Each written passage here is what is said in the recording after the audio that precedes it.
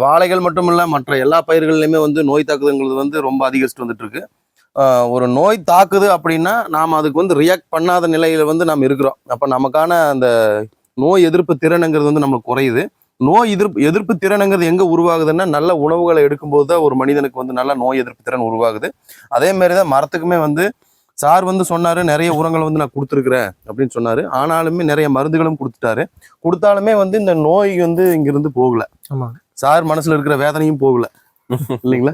3 வருஷமா நல்ல ஒரு எஜுகேஷன் பிஇ வரைக்கும் படிச்சிருக்காரு. படிச்சுட்டு விவசாயத்து மேல ஒரு ஆர்வம் கொண்டு வந்து எலக்ட்ரிக்கல் இன்ஜினியர் படிச்சிருக்காரு. படிச்சிருந்தாலுமே வந்து நம்ம விவசாயம் பண்ணணும்னு சொல்லி ஃபேமிலி பேக்ரவுண்ட் பார்த்தீங்கன்னா விவசாயம் பண்ணிட்டு இருக்காங்க. அதை நம்ம கண்டினியூ பண்ணணும்னு சொல்லி ஒரு ஆர்வம் வந்த விவசாயிக்கு ஒரு விவசாயம் வந்து இந்த மாதிரி நோய் தாக்குதல்னால பாதிப்பு ஆனாலுமே அவர் கொடுத்த மெடிசன்ஸ்னால அது ரெக்கவர் ஆகலைன்னா இந்த விவசாயத்தை பண்ணலாமா வேண்டாமாங்கிற கேள்வி எல்லா விவசாயிகளும் வர இளைஞர்களுக்கு வந்து வரக்கூடிய இளைஞர்களுக்கு வந்து இது ஒரு பெரிய பாதிப்பு ஏற்படுத்த வாய்ப்பு இருக்குது. ஏன்னா அடுத்த நாம் இருக்கக்கூடிய இளைஞர்கள் வந்து விவசாயத்தை ஒரு முன்னெடுத்துட்டு போகணும்னா சில விஷயங்களை வந்து எல்லா இளைஞர்களுமே அடுத்து விவசாயம் செய்யக்கூடிய இளைஞர்கள் வந்து தெரிஞ்சுக்கொள்ளணும்.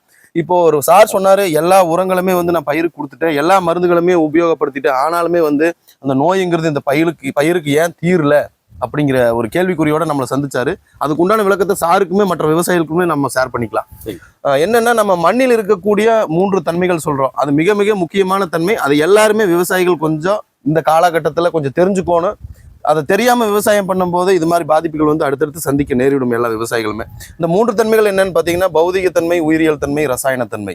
இந்த 3 தன்மைகளை வந்து மண்ணில் இருக்கக்கூடிய மாறுபாடுகள் அல்லது குறைபாடுகள் வந்து களையும் போது இந்த நாம் கொடுக்கக்கூடிய உரங்கள்ங்கிறது வந்து முழுமையாக பயிருக்கு போய் சேரும். அந்த 3 தன்மைகளில் முதல்ல பார்க்கக்கூடிய தன்மை பௌதிக தன்மை. அந்த பௌதிக தன்மையில வந்து மண்ணின் காற்றோட்டம், மண்ணில் இருக்கக்கூடிய பயிரின் வேர் பகுதி, அம்மவேர் மற்றும் ஜல்லிவேர் பகுதி கவனிக்கப்பட வேண்டிய ஒன்று. இப்போ அந்த அம்மவேர் பகுதி ஜல்லிவேர் பகுதி பௌதிக தன்மையில் இருக்கும்போது நல்லா ஒயிட் கலர் இருக்கணும்.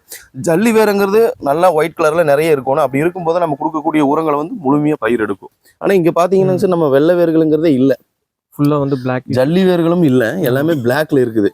அதாவது உணவு எடுக்கக்கூடிய பகுதி வந்து ரொம்ப டேமேஜ்ல இருக்கு. மண் ஸ்மெல் பாருங்க சார், கொஞ்சம் நீங்களே எடுங்க சார், 2 கையில எடுங்க. ஸ்மெல் பாருங்க. மண்ணு மனம் அடிக்குதா இல்ல மண்ணு இருக்குது? மண்ணு இருந்தாலுமே மனம் அடிக்காத பாருங்க சார். மண்ணோ ஸ்மெல் பண்ணி பாருங்க. Abnormal smell. அப்போ உயிரோட இல்ல. பூமி தாய்ங்கிறது வந்து உயிரோட இல்ல. பூமி தாய் உடம்புக்குள்ள இருக்க வேண்டிய பல கோடி நன்மை செய்யக்கூடிய பூஞ்சானம் பூமி தாய் உடம்புல இல்ல. அப்போ இது மண்ணு வந்து மனம் அடிக்கலைன்னா பூமி தாய் உயிரோட இருக்குதா, இறந்துருச்சா? இப்ப வந்து நமக்கு வந்து உள்ள வந்து நுண்ணுயிர் எதுவுமே இல்லை, நல்லது செய்யக்கூடிய நுண்ணுயிர்கள் இல்ல. கெடுதல் பண்ண கெட்ட ஸ்மெல் வருதுனால சார் என்ன ஆகுது, நீங்க கெடுதல் பண்ணக்கூடிய பூஞ்சானம் லோடிங்க